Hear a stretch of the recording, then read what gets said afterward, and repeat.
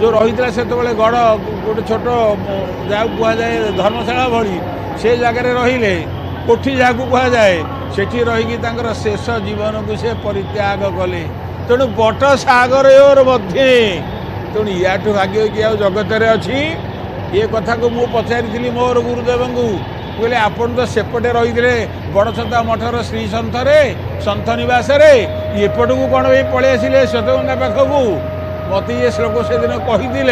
मो मुंडे पशिला कि कुआड़े से पुणी उभे जाता तार किसी मन नाला तेणु विचार करूँ बट सागर मध्य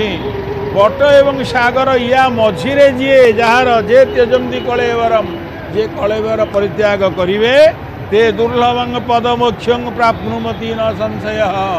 कहीं से दुर्लभ शक्ति पाइबे एवं देखुं हनुमान को अतुलित बलधामम हेम शैलावदेहम धनुजवन कृशानम ज्ञानिनाम अग्रगण्यम सकल गुण निधानं वानराणामधीशं रघुपति प्रिय भगतं वातजातं नमामि। जार नाम स्मरण कला मात्र के संकट कटे मिटे सब पीरा जो सुमिरई हनुमत बल वीरा समस्त प्रकार संकट कटिजीव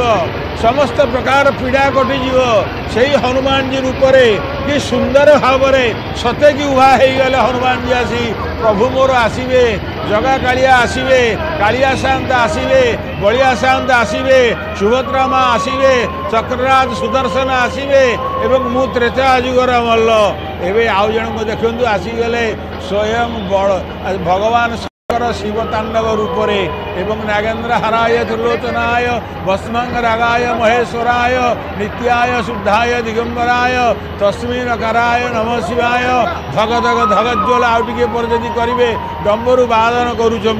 तेणु ये भली एक क्षेत्र एटी प्रत्येक जातिर प्रत्येक वर्णर प्रत्येक आउ संप्रदायर लोक चतुर संप्रदायर लोक एटी एकत्रीकरण होती कहीं भगवान सूचय भक्तिया तुष्यति केवल नच गुण भक्ति प्रिय माधव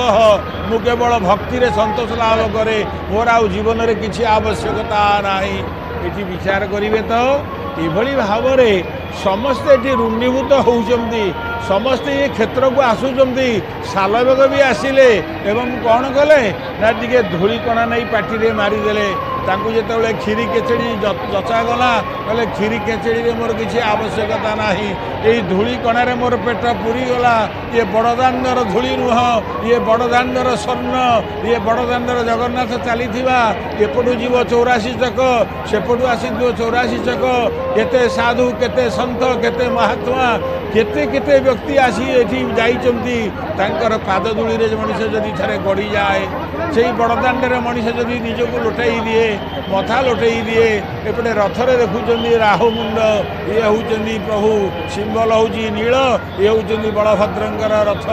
एवं रक्त एवं नील वर्णर सम्मिश्रण रे जो रथटी तैयारी सी होउचंदी बलभद्रंकर बड़ खाउदंकर बलरामंकर जी कृषि प्रतीक जी हल लंगल मुषल एवं आपण मान देखिए या पूर्व आपण मान देखुले ना आपणकर देखा जाउथला आपनको चाहाणी मंडप चाहाणी मंडप रथ प्रतिष्ठा कार्यक्रम होउथिला से रथ प्रतिष्ठा कार्यक्रम रे आपण देखिए एपटे प्रथमे रहिबे किए से ना बलभद्रंग लागि रहिबे नृसिंह तांको पाखे रहिबो हल मुषल ये काष्ठ निर्मित मझिरे रहिबे आपणकर भुवनेश्वरी एवं तांको पाखे रहिबो गोटे कई फूल एवं गोटे पद्म फूल दी हाथ धरिदिवे सी काष्ठ निर्मित ता सेपटू रहिबे स्वयं आपणकर हनुमान एवं हनुमान पाखे गोटे शंख एवं चक्र काष्ठ निर्मित थिबो एवं सेठी जेतेबेले ब्राह्मण माने पूजा करिवे एवं आमर मंदिर पुरोहित मान्यवर मान्य श्रीजुक्त सिद्धेश्वर महापात्र सी आचार्य रूप में बसवे एवं अन्यान्य श्रोत्रिय ब्राह्मण माने 21 जन ब्राह्मण से भरण हेबे एवं किए चरु पकेब किए समिध पकेब इत्यादि इत्यादि विभिन्न कार्य से जगार अच्छी एवं सेठी आप देखिए बड़ा सुंदर भाव में आहा रथर केड़े महत्व आपण देखु ये रथ को किभली भाव में विमंडित आपण तो देखुले रथ खड़े किभली भाव में सब खोलुले आउ चित्रकार भाई माने ताकू रूपकार भाई माने रूप दौले एवं रंगकार भाई माने रंग दौले केड़े चमत्कार ये रथ को देखीदे ये जो पटा जिते बाड़ौले से खंडिया खंडिया देखा जाऊला लोक मैंने पचारुले सारे कौन खंडिया खंडिया रथ जाऊँगी अरे नाई नाई खंडिया खंडिया रथ कहीं जीव सी सामान से गड़ाणी हो ठीक भाव में से रथ त्रय चलो एवं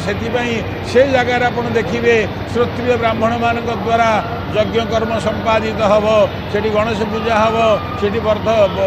वर्धन कलश पूजा हम एवं सबु प्रकार पूजा ही सारापर से पूर्ण मदरे जितेबले पूर्णाहुति दिज्व तापर धरिक आसवे कलश से कलशर नाम हूँ कास्ती एवं पावमान सूक्त सजीवन होता रथ को आउ सजीव करदेवे ये रथ को आपण मैंने देखु तो केड़े सुंदर भाव ये पुष्पप्रिय माधव बलभद्र भी पुष्पप्रिय हो गले केमिति ना गोपपुर तो दी जन जाक लीला करुँच भगवान तो बलभद्र थे लक्ष्मण एवं सी खाली लीला देखुंट भगवान कृष्ण कन्हैया मो सान भाई कृष्ण कन्हैया गोपी मान सहित किभली भाव में लीला करुच्ची से लीला को देखिकी बारंबार बारंबार तन्मय हो जाती जितेबाला पचरा गला क्या ना आमर चैतन्य चरितामृत वर्णना मिलूँ चैतन्य महाप्रभु को महाप्रभु आपण जीवन में कौन चाहूँगी ना तुंडे तांडविने रतंगे बीतनुते तुंडावली लब्धे कर्ण क्रोड कदम्बि निघटयते कर्णार्बुदे स्पृहां चेतः प्रांगण संगिनी विजयते सर्वेन्द्रियाणां कृते नो जाने जनिता कियतिरमृते कृष्णे दिवर्ण ये कृष्ण नाम रे कौन अच्छी जिते समस्ते पचारे सेतेबले ये पतित पावन मान आपण मान देखुंट ये पतित पावन परम पुरुष देउल नीलचक्र जे शून्य ठूल नेतो जे ब्रह्मा विष्णु हर ओडुण अच्छी फर फर देउले ब्रह्मांड गोसाई बुद्ध स्वरूपे विहाराई माया को दिश ईश्वरूप सकल रूप जही गोप्य आमको विभिन्न भाव में देखा जाती सकाळ समय आपण जेतेबेले ये अष्टधातु निर्मित 11 फुट 8 इंचर माने उच्चता विशिष्ट